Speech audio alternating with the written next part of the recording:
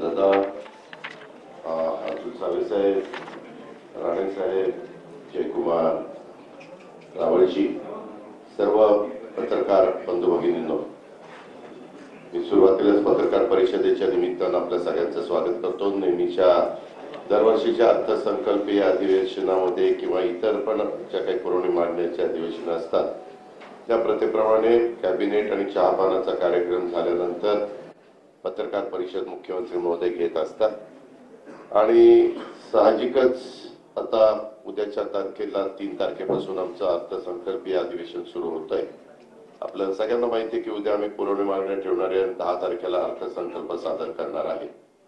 परंतु अलीकडच्या काळात अधिवेशनाच्या पूर्वसंध्येला नेहमीच आजपर्यंतची परंपरा होती की राज्याच्या मुख्यमंत्र्यांनी सर्व विरोधी पक्षाच्या सन्माननीय सदस्यांना बोलवायचं, विरोधी पक्ष नेत्याला बोलवायचं आणि निमंत्रित केल्यानंतर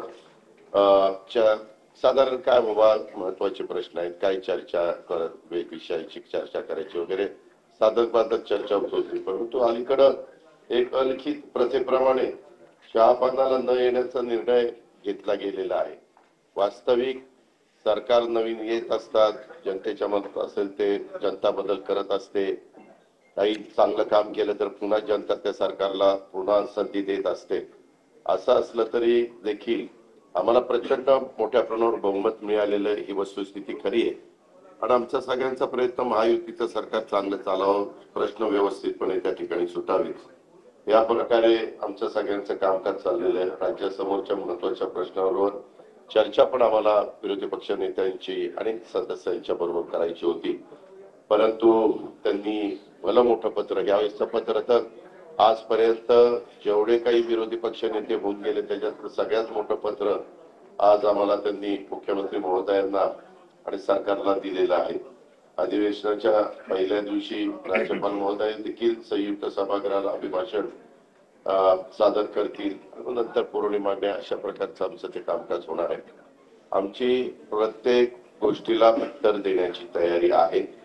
आम्ही कुठेही त्याच्यामध्ये आमचं प्रचंड बहुमत आहे, 237-38 आमदारांचं, म्हणजे फक्त साधारण 50च आमदार समोर विरोधी पक्षाकडे आहे, म्हणून बहुमताच्या जोरावर कामकाज रेटायचं हे अजिबात आम्ही करणार नाही, आमचा तो इरादा पण नाही। आम्ही त्याच्यामुळे अधिवेशन 4 आठवड्याचं ठेवलेलं आहे। उलट पहिल्या आठवड्यामध्ये जागतिक महिला दिन असल्यामुळे 8 तारखेला पण अधिवेशन ठेवून पुण्यश्लोक अहिल्यादेवी होळकरांची 300वी जयंती असल्यामुळं त्याला एक वेगळं महत्व आहे आणि म्हणून ती पण चर्चा आम्ही त्या दिवसभर शनिवारीचा दिवस असताना देखील ठेवलेली आहे। अशा प्रकारे महायुतीचं सरकार, राज्याचे मुख्यमंत्री आणि त्यांची सगळी टीम हे प्रत्येक प्रश्नाला उत्तर देण्याच्या तयारीमध्ये आहे। आता आरोप प्रत्यारोप होत असतात, आरोपात तथ्य असेल तर जरूर त्याची दखल घेतली जाईल, परंतु कारण नसताना विरोधाला विरोध करायचा म्हणून जर आरोप केले गेलेले असले तरी त्याला किती महत्व द्यायचं हे पण तशा पद्धतीने ठरवलं जाईल।